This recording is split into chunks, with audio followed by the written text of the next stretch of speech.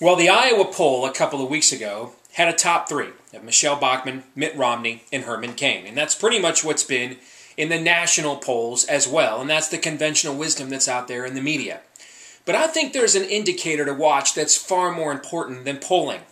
Back in my sports talk radio days, we used to cover college football recruiting a lot. And you've got all these services out there, ESPN, Scout.com, Rivals.com, and they've all got their rankings, and they all rate the players, and that's all well and good. But as for me and my money, I'm going to trust the recruiting rankings of the coaches whose seven-figure salaries and pensions and annuities and their kids' college funds are on the line by the way they evaluate these players. So I always had a tendency to look at the other schools offering a player far more than I did the recruiting rankings of the services, because that to me was the leading indicator. Likewise, I think there's something very similar here in terms of polling for the Iowa caucuses. If Herman Cain and Mitt Romney are the favorites of Iowans, they have a funny way of showing it.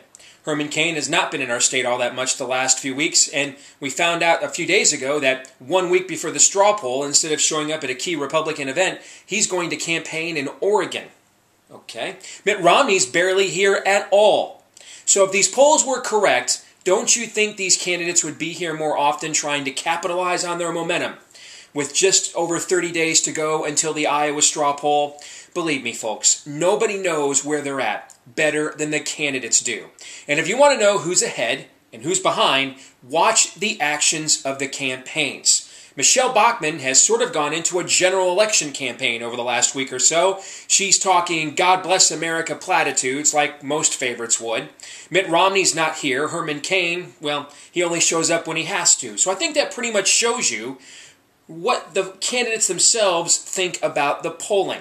And then there's a guy like Tim Pawlenty, and the polls show that he's lagging behind, and he's acting like a candidate that is lagging behind because he's trying to gobble up every single endorsement he can, and in the last couple of weeks, he's gotten a couple of pretty big ones from Sarah Huckabee and former Iowa State Auditor Richard Johnson.